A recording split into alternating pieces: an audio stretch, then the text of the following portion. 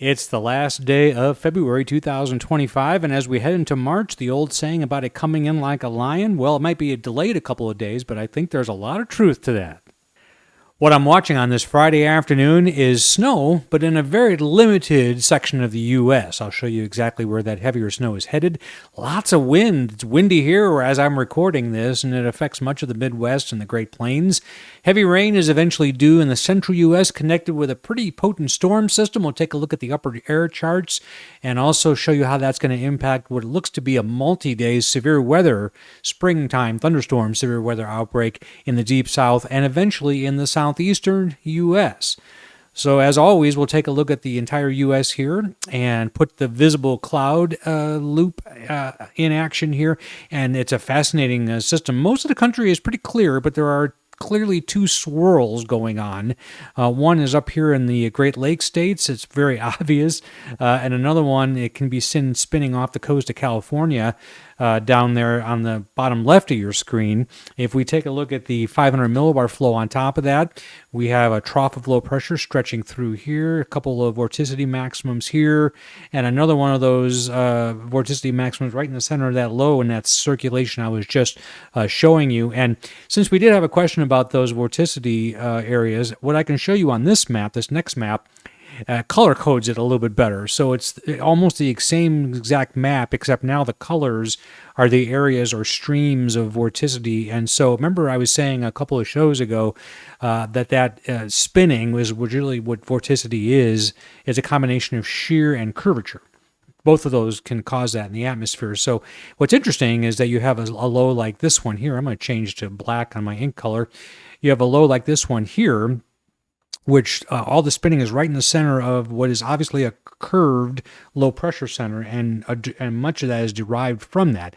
Then you have things that look like this that are just these long sheared out vorticity areas. Usually those don't amount to much unless there's favorable moisture or instability available. Then they can lay down some pretty significant precipitation patterns. And then this storm in the Great Lakes states is a combination of both. You see a kind of a trough of low pressure here where there's a maximum in curvature causing this, but there's also some speed dynamics going on there as well. So there you did 1/116th of dynamic meteorology right there. Anyway, let's go on to the surface map. I want to show you this surface low. It's in the UP of Michigan, and it is really wrapped up. A couple of cool fronts connected with it. Virtually no precipitation along these. Way too dry, and I'll show you one result of that here in a minute. But this low is pretty deep. It's a clipper system, means they kind of go like this. I'll show you where that's headed in a minute. But it's been a windy weather system to be sure. Here are high wind warnings in parts of the Dakotas and Minnesota, but also mostly just a wind advisory all throughout this area here. Wind gusts have been pretty substantial, and I hope on this next map you can actually see those. But I see a lot of 40-mile-per-hour wind gust in Iowa here. I thought I saw a 50-mile-per-hour wind gust in Wisconsin earlier. A lot of 30-mile-per-hour wind gusts in Minnesota.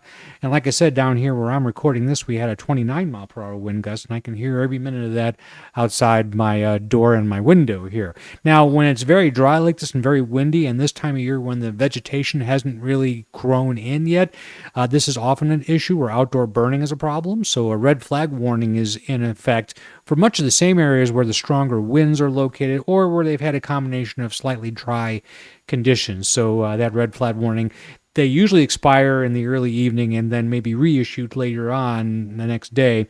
This is in effect for the next several hours on this Friday, and then after that it should get a little bit better over much of that area. Here's the model low track map with that storm in the UP. It's forecast to move over Lake Huron and then curve out over New England. That has effects on where the snow will be laid down. I'll show you that here in a minute. But if you're not used to reading this, the color coding indicates when the model is valid, and then the clustering of that color indicates how the various models either agree or disagree on where that low will be. And there's strongly packed agreement on where this low is going. If these are all clustered together like this, that means there's a high confidence that this low is going to do exactly that. Once it gets into northern Maine there, you get a little more diversity in the dots, so to speak. But that's not going to stop this snow forecast from coming true. Most of this is in Canada, but we have some of the heavier portions of this the snow bands up here in Quebec and parts of Ontario are 6 to 12 inches. In the UP of Michigan, they're used to getting a lot of snow. They may have some isolated 1 foot totals. Take a look at the streamers. Lake effect snows are going to kick in. This is for the next 48 hours, but those are just telltale. You can just tell by looking at them that they're coming off the Great Lakes. And this will kind of nick, it'll get the UP of Michigan, it'll kind of nick northern parts of Vermont and New Hampshire and Maine with, it looks to be maybe anywhere from 2 to maybe as much as 6 inches of snow up in that part of the world. We do have winter storm warnings in effect for a portion of the UP of Michigan. Otherwise, it's travel advisories, winter weather advisories there. Also in upstate New York and also in the far reaches of northern Maine. Just to give you a heads up, there's a new storm, not the one we were just talking about in the Great Lakes, but this is that one that's going to be coming out of the southwestern U.S. So it's going to produce some total precipitation on a 2-day cycle here, Tuesday, Wednesday, that's going to exceed 1.5 inches, maybe up to 2 inches of rain. Kansas City is in that, northern Missouri, southeast Missouri, a good portion of Arkansas, especially northeast Arkansas, is slated to get that heavier rain. These folks haven't had as much, but these folks here have been inundated with several rounds of rain over the last month or so. So there are still some long-term flood warnings in effect for that part of the world. So additional rain might be a little bit of a concern for those folks. Again, that's with a storm that's expected to really start wrapping up sometime on Monday and then really reach its peak Tuesday through Wednesday. All right, here we go. In 3, 2, 1. Well, let's spend a little time on the 500 millibar flow, the steering currents, a rough approximation of where the jet stream is. And this is actually a very interesting pattern for spring. This is the way this model was initialized, and this is the ensemble mean of the GFS. That just means they run the same model with the same initial conditions, and they vary them slightly, and they do a bunch of runs, and then they take the mean of the answer, or the average, so to speak. And so it kind of gives you an idea this far out. You know, it gets rid of outliers, but also I think is better at giving you general trends. Anyway, so this is the way this was initialized today. 500 millibar flow, if you recall, is in the middle of the troposphere. So it's, you know, it gives a good indication of what weather systems are moving around. So let's advance this through a little bit. This is today. Well, first of all, you can see this very strong storm that we've been talking about with that low pressure center at the surface and all the wind that's connected with that trough right there. And then we also notice this little feature over here. This is kind of interesting. How many times have we seen these cutoff lows? What's interesting about this one is that this cutoff low is actually going to progress into the U.S., and it's going to help shape what happens behind it. It's very interesting for developing severe weather in the southern plains that we'll get to here in a minute. But let me advance this forward now, and you'll see that very potent storm going through the Great Lakes states with all that snow in New England and in the Great Lakes. I should draw it more like that, actually, for the snow accumulation. That is putting cold into the northeast, but a very limited cold air blast, not as continental as the last couple were. And then notice that this system in the southwest is cut off, but it's also kind of progressing underneath what we call the ridge of high pressure right here. So that'll continue to do this. And by later in the weekend, if we advance this forward a little bit, this is right here about Sunday, right there, about Sunday noon, lunchtime. So this is actually, if there were enough moisture available for this storm and instability, I might be somewhat worried about the possibility of some severe weather with this out ahead of it, like in this area. And that's not impossible, but I do think that it's moving fast, and it's not really the main player. The main player is the negative tilt, very strong system coming in. By negative tilt, I mean that the trough is tilted.